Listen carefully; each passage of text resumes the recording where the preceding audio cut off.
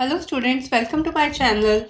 Last video में हमने sexual reproduction in flowering plant का पार्ट 1 किया था, जिसमें हमने माइक्रोस्पोरोजेनेसिस तक कवर किया था।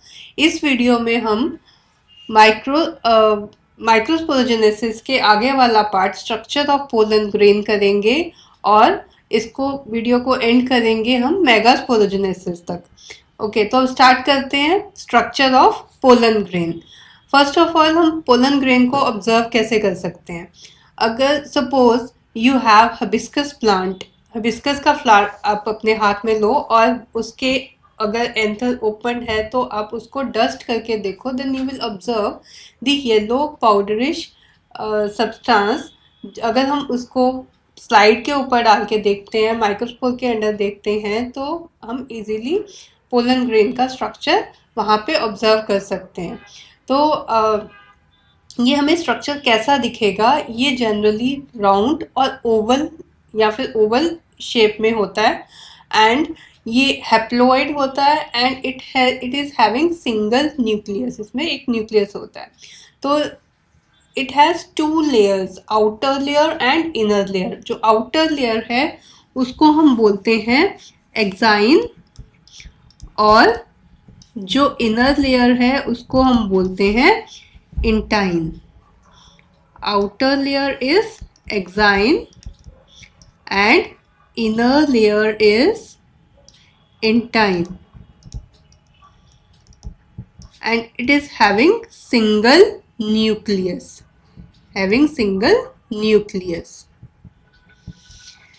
जो एक्साइन है, एक्साइन कैसी लेयर है? Exine is thick, exine is thick layer, smooth होती है and it is cuticularized and it is made up of highly resistant biochemical organic material जिसको हम बोलते हैं sporopollenin.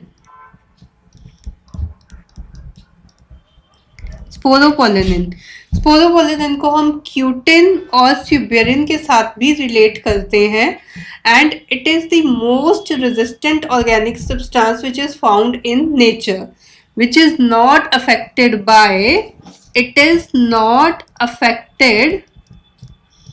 by high temperature, presence of high temperature, any strong alkali or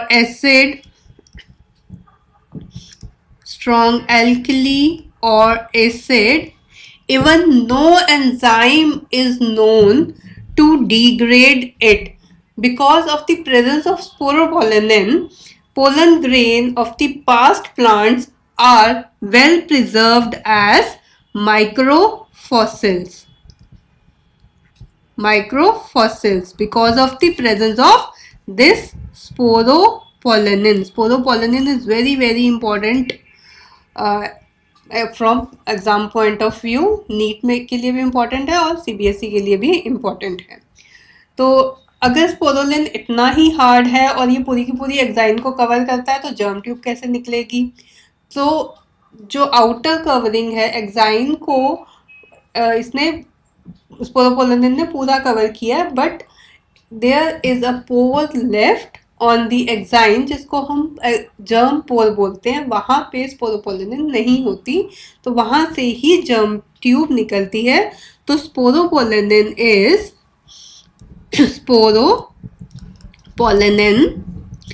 is absent over specific regions called germ pore और germ furrows भी बोलते हैं। Next, inner layer is intine. Inner layer is known as intine. Intine is made up of cellulose and pectin. तो हमारी जो intine है वो cellulose और पैक्टिन की बनी होती है। In 60% of cases, the mature pollen grain contain two cells. Large one is known as vegetative or tube cells. 60% cases में क्या होता है, जो पोलन ग्रेन है इसमें दो सेल्स हैं। लार्ज को हम बोलते हैं वेजिटेटिव सेल या फिर ट्यूब सेल भी बोलते हैं, and small one is known as generative cell.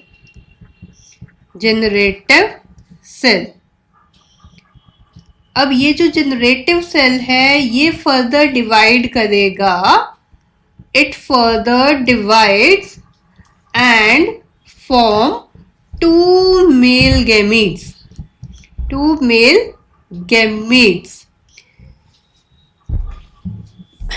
तो it would be like that. इसका स्ट्रक्चर हमें इस तरह का नजर आएगा।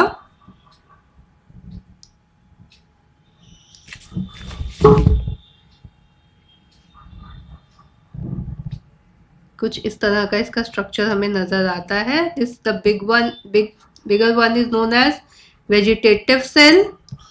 The shorter one is known as generative cell, and it is cytoplasm, and generative cell further divides to form two male gametes. Okay, next, male gametophyte. Now, how the development will occur? The development of the male gametophyte is precautious. मतलब it begins before the pollen grain is shed from the pollen sac. And at the time of the shedding, the pollen grain is already an immature male gametophyte. तो shading के time पे ही ये immature male gametophyte होता है। Development होती कैसे है? Mostly development occurs in 2 steps. First step is pre pollination. कुछ डेवलपमेंट तो पॉलिनेशन से पहले हो जाएगी, तो उसे हम बोलेंगे pre pollination development. And next one is post pollination development. Pre pollination development में पहले देखते हैं क्या होता है। प्री पॉलिनेशन डेवलपमेंट में प्री पॉलिनेशन करते हैं पहले।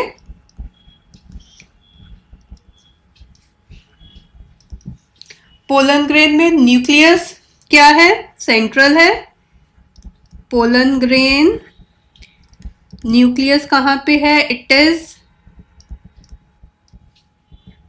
central, and cytoplasm is dense. When pollen grain grows in size, cytoplasm begins to vacuolate it. Vacuole बनने लग जाएगा साइटोप्लाज्म का। एंड वैक्यूल क्या करेगा? वैक्यूल पुश करेगा। Vacuoles pushes nucleus to one side near pollen grain wall. अब next step क्या होगा? नेक्स्ट स्टेप में हमारा जो प्रोटोप्लास्ट है, इट अंडरगोज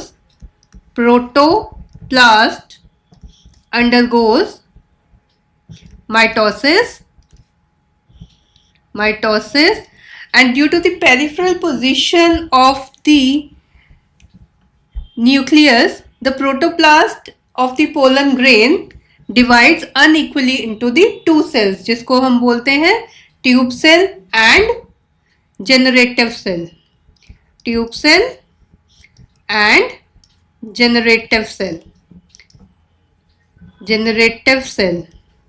जो जनरेटिव सेल है it is temporary callose layer इसके अंदर डेवलप होगी around the generative cell.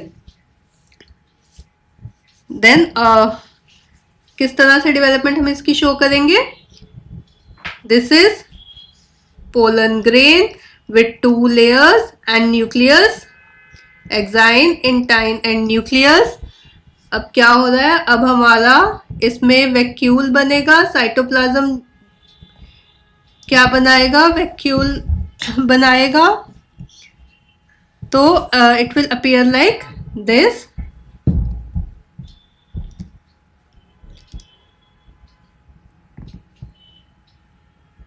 Next step क्या होगा हमारा? फिर नेक्स्ट यहाँ पे हमारा होगा माइटोसिस। माइटोसिस होगा,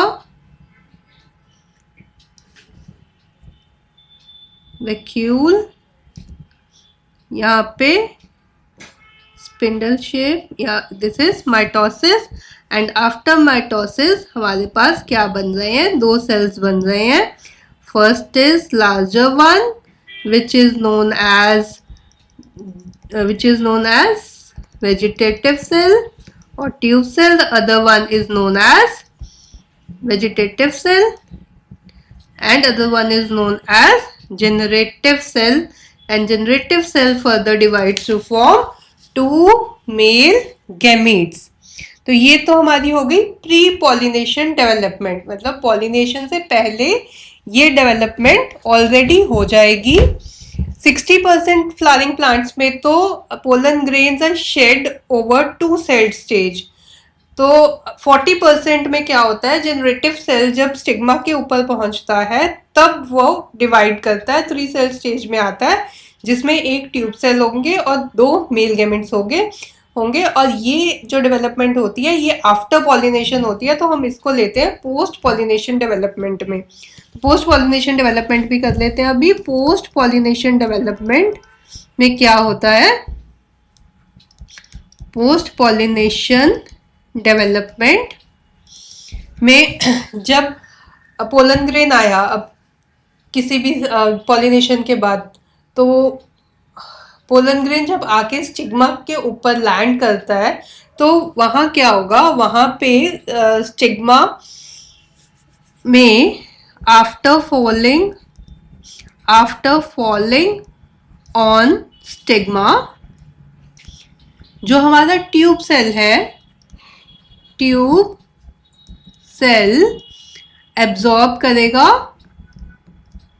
absorbs water and nutrients from the stigma, and nutrients from stigma. फिर क्या होगा? After that it swell up, और उससे पहले स्टिग्मा के ऊपर जब आया तो वहां से उसने अपना न्यूट्रिशन लिया। न्यूट्रिशन लेने के बाद इट कम्प्लीटली स्वेल अप, और वहां से जर्म पोर से जर्म ट्यूब बाहर निकलेगी, जिसमें क्या होगा? जिसपे कंटेंट होगा ऑफ ट्यूब सेल और जनरेटिव सेल, और it descends into it. It contains the content of tube cell, contains the content of tube cell, and also generative cell descends into it. Now pollen tube is then covered by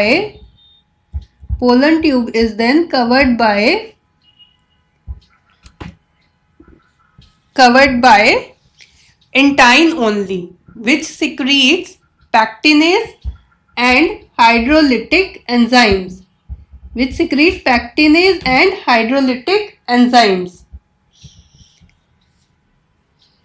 Generative cells then divides into 2 male gametes if division does not occur already. तो क्या होगा हमारा? जब stigma के ऊपर pollen grain गिरा, then tube cell ने क्या किया? एब्जॉर्ब किया। ट्यूब सेल ने एब्जॉर्ब किया water, absorbs water and nutrients and nutrients from stigma. Then it swells up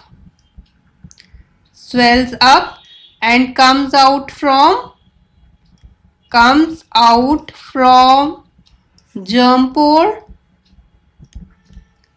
as pollen tube.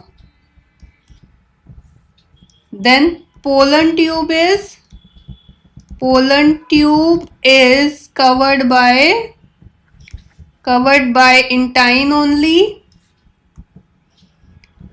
and it secretes pectinase and hydrolytic enzyme for making passage through the style. अब style से जब it descends to the ovule, तो वहां पे उसको enzymes की जरूरत होगी. Then it will secrete pectinase and hydrolytic enzyme. Then last generative cell divides into two male gametes.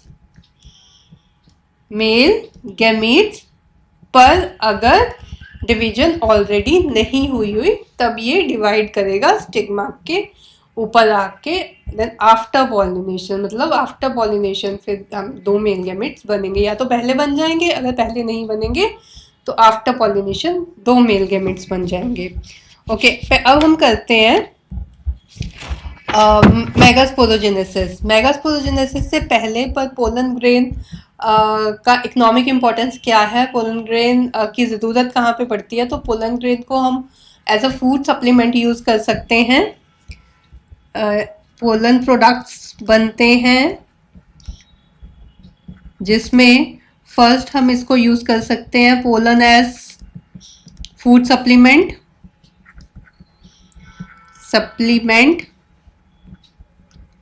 Why? Because it is rich in carbohydrate and protein, so it is believed to increase the performance of athletes and even race horses की भी. And second is pollen creams use होती हैं. creams, ये माना जाता है कि pollen grain possesses unsaturated fats, so it pollen grain protect skin from UV radiation, so it is used in cosmetic industry. Third is pollen allergy भी होती है. pollen allergy भी कॉज करते हैं. some pollen produces severe allergy, जिसमें respiratory disorders is the major concern. और इसमें तो कॉमन रेस्पिरेटरी डिसऑर्डर्स हैं जिसमें एज्मा है, ब्रोंकाइटिस है, इवन हे फीवर है. तो अच्छा, पोलन जो है ये वायबल कितने हैं, पोलन वायबिलिटी कितनी है? It depends upon the temperature, humidity and even genetic potentiality पे भी डिपेंड करेगा.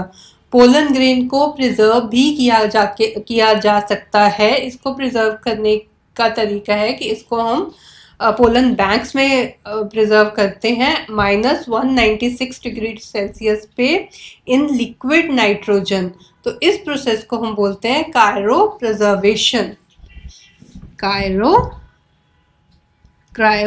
प्रिजर्वेशन, जिसमें 196 degree Celsius -196 degree Celsius liquid nitrogen में प्रिजर्व किया जाता है पोलन को इन पोलन बैंक्स. तो इस टेक्निक को क्रायो प्रिजर्वेशन बोलते हैं. तो इसके साथ हमारा पोलन ग्रेन का टॉपिक खत्म होता है. अब हम नेक्स्ट टॉपिक स्टार्ट करते हैं, पिस्टिल और मेगास्पोरेंजियम एंड एम्ब्रियोसेक. मेगास्पोरेंजियम क्या है या पिस्टिल क्या है? जो फीमेल रिप्रोडक्टिव पार्ट होता है उसको हम बोलते हैं पिस्टिल या फिर कार्पल. कलेक्टिवली इसे हम बोलते हैं गायनोशियम.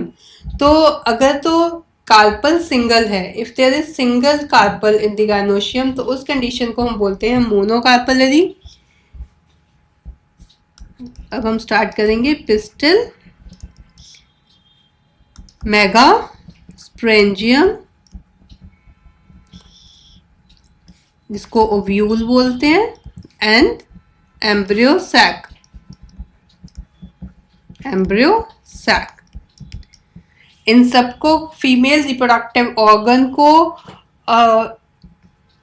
क्या बोलते हैं? कार्पल्स बोलते हैं, and collectively it is known as gynoecium,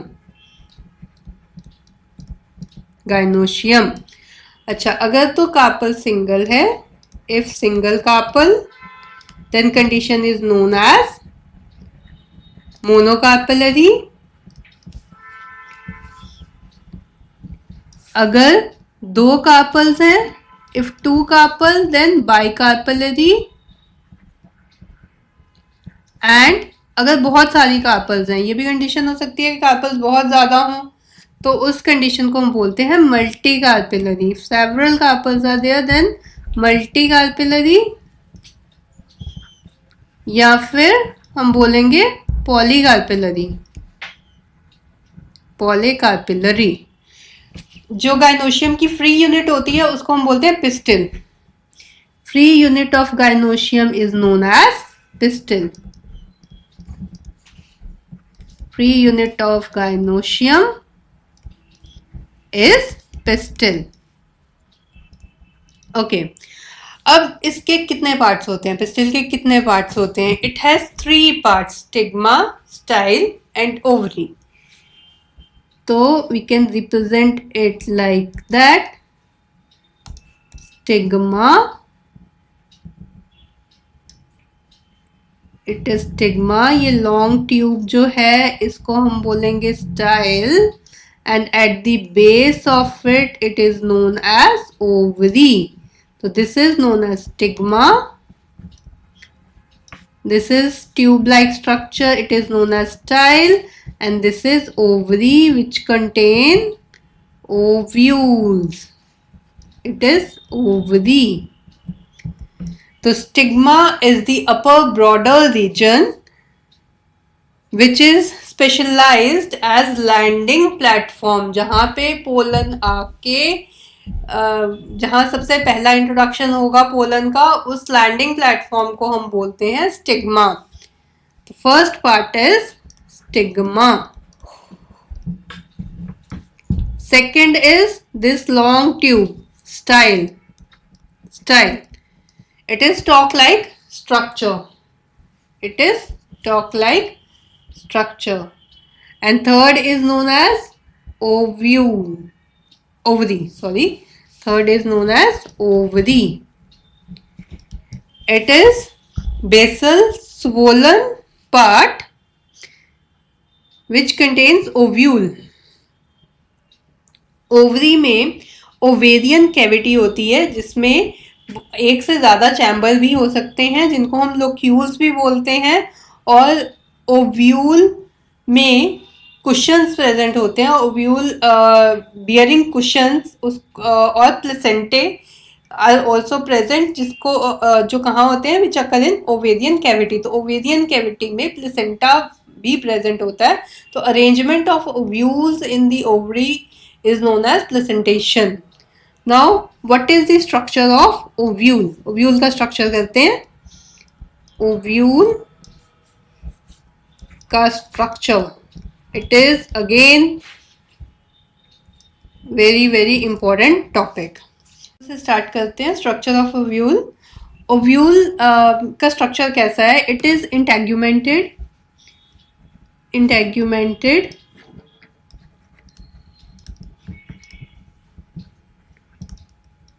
indehiscent, megasporangium,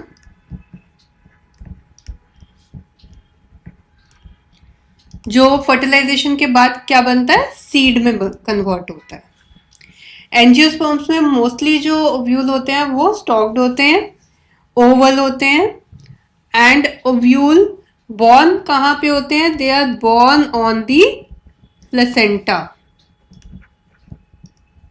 placenta, where inside the ovary, inside the ovary. Attachment कैसे होती है? By means of stalk, and उस स्टॉक को हम बोलते हैं फ्यूनिकल, उस स्टॉक को हम बोलते हैं this is funicle. And point of attachment of the funiculus to the body of the ovule, it is known as hilum.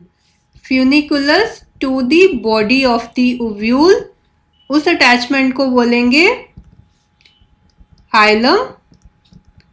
And attachment by means of stalk of the ovule, by means of stalk, उसको हम बोलेंगे funicle. In anatropous ovule, funicle is fused lengthwise beyond the hilum to form a ridge, जिसको हम raphe बोलते हैं. And funicle का काम क्या होता है? It supplies nourishment. Main body जो है ओव्यूल की, it is composed of parenchymatous tissue और उसको हम बोलते हैं न्यूसेलस. जो मेन बॉडी है, it is the main body, जिसको हम बोलते हैं nucellus. Cells of nucellus are rich in reserve food. Cells are rich in reserve food. Part of the ovules from which integuments develop, वो बोलते हैं उसको हम कलाजा. इंटेग्यूमेंट्स डेवलप होती है कलाजल साइड से. And integuments do not cover the calaza completely. A pore is left. This pore is left at the end and pore is present at the tip, और उसको हम बोलते हैं माइक्रोपाइलर पोर. जो हाइपोडर्मल सेल्स होते हैं माइक्रोपाइलर रीजन में nucellus के, ये डिफरेंशिएट करते हैं फर्दर प्राइमरी आर्कियोस्पोरियल सेल में, और जो फर्दर आर्किस्पोरियल सेल्स जो होते हैं दे further differentiate into primary sporogenous tissue, और यही प्राइमरी स्पोरोजिनस टिश्यू होता है जो फिर आगे मदर मेगास्पोर मदर सेल बनाते हैं. तो यहाँ से फिर हमारी स्टार्ट होती है मेगास्पोरोजेनेसिस. एंड ये located in the nucellus there is embryo sac. Embryo sac यहाँ पे प्रेजेंट है, जिसको हम फीमेल गैमेटोफाइट भी बोलते हैं. ओव्यूल में जनरली एक ही एम्ब्रियोसैक होता है, जहाँ से हमारा रिडक्शन डिवीजन स्टार्ट होगा. यहाँ से रिडक्शन डिवीजन स्टार्ट होता है. तो ये है हमारा स्ट्रक्चर ऑफ ओव्यूल. नेक्स्ट आती है हमारी मेगास्पोरोजेनेसिस. मेगास्पोरोजेनेसिस क्या होता है? मेगास्पोरोजेनेसिस में हम फॉर्मेशन करते हैं हेप्लोइड मेगास्पोर की from diploid megaspore mother cell. Diploid megaspore mother cell कहाँ से आ रहे हैं? प्राइमरी स्पोरोजिनस सेल से आ रहे हैं. प्राइमरी स्पोरोजिनस सेल फंक्शन करेंगे एज मेगास्पोर मदर सेल. तो इसमें क्या होता है? मेगास्पोरोजेनेसिस कहाँ हो रही है? It occurs inside megasporogenesis. It occurs inside ovule, या फिर हम इसको मेगास्पोरेंजियम ओव्यूल को मेगास्पोरेंजियम भी बोलते हैं. What happened? यहाँ single mother cell, single megaspore mother cell होता है. माइक्रोस्पोरेंजियम में एमएमसी क्या करेगा? MMC undergoes meiosis. MMC undergoes meiosis and form four haploid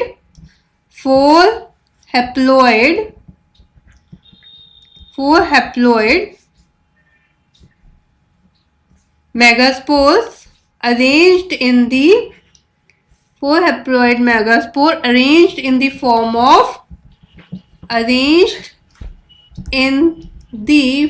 of linear tetrad. अब वन मेगास्पोर जो है हमारा वो फंक्शनल सेल रहेगा और बाकी सारे हमारे डीजनरेट हो जाएंगे, और जो फंक्शनल प्रोडक्ट है मेगास्पोरोजेनेसिस का वो बनाएगा फीमेल गेमेटोफाइट और एम्ब्रियो सैक। जो फंक्शनल प्रोडक्ट है हमारा मेगास्पोरोजेनेसिस का, वो बनाएगा फीमेल गेमेटोफाइट या फिर उसी को हम बोलते हैं एम्ब्रियो सैक। अब हम देखते हैं कि डेवलपमेंट कैसे होती है फीमेल गेमेटोफाइट की, ये कैसे डेवलप होता है। तो it mostly develops from the single megaspore. It develops from the single megaspore. Develops from single megaspore. Megaspore grows in size, size बढ़ेगा मेगास्पोर का, और वहां पे फ्री माइटोटिक डिविजन्स होंगी। मेगास्पोर ग्रोज इन साइज और फ्री न्यूक्लियर माइटोटिक डिविजन्स होंगी, division अकर। अब megaspore again divides mitotically into two. Megaspore divide mitotically into two. Then the two nuclei move to the opposite pole. Two nuclei move to opposite pole और further क्या होगी, for again mitotic division होगी। अब इस तरह से हमारे पास क्या बन गए, हमारे पास 8 न्यूक्लियाई बन गए। 8 nuclei are formed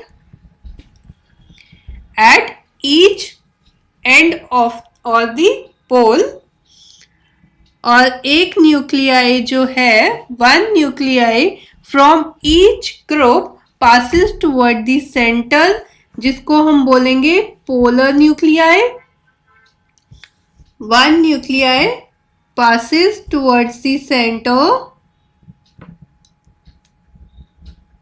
passes towards center, जिसको हम बोलेंगे पोलर न्यूक्लियाई। और बाकी जो 3 न्यूक्लियाई हैं, the other 3 न्यूक्लियाई, वो it is they are present at each pole. तो फीमेल गैमेटोफाइट के पास अब फीमेल गैमेटोफाइट हैव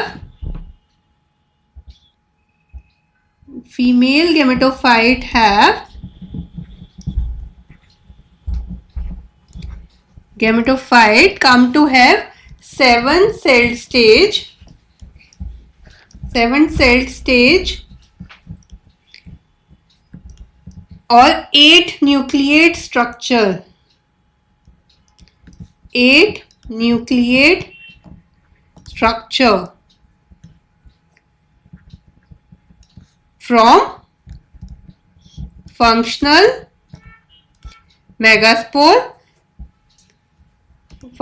मेगास्पोर और फीमेल गैमेटोफाइट। तो क्या हो रहा है यहाँ पे, जो हमारा फीमेल गैमेटोफाइट है ये डेवलप करता है सिंगल मेगास्पोर से। सिंगल मेगास्पोर से हमारा ये फीमेल गैमेटोफाइट डेवलप करेगा। Megaspore then grows in size और फ्री न्यूक्लियर डिविजन्स होती हैं, देन माइटोटिक डिविजन्स होंगी, देन टेट्राड्स बनेंगे हमारे पास, then again free nuclear divisions, mitotic divisions are there, and जिससे हमारे पास जो एक न्यूक्लियाई है, हर ग्रुप से it passes toward the centre, जिसको हम बोलेंगे पोलर न्यूक्लियाई, और बाकी जो हैं वो पोल्स पे जाएंगे। और यहाँ पे हमारे पास 7 सेल्ड और 8 न्यूक्लिएट स्ट्रक्चर बनता है हमारे पास फीमेल गैमेटोफाइट का। तो ये जो 3 सेल्स हैं इनको हम एंटीपोडल्स बोलते हैं, ये नीचे वाले 2 को साइनर्जिड बोलते हैं, और एक हमारे पास एग सेल होता है, and here is the filiform apparatus. तो इसके साथ हमारा development of formation of male gametophyte खत्म होता है। अब नेक्स्ट पार्ट में हम करेंगे एम्ब्रियो सैक के बारे में, और ये वीडियो को हम यहीं पर एंड करते हैं। होप आपको ये सारा टॉपिक समझ आया होगा। And if you like this channel, then please subscribe and comment. Thank you for watching this.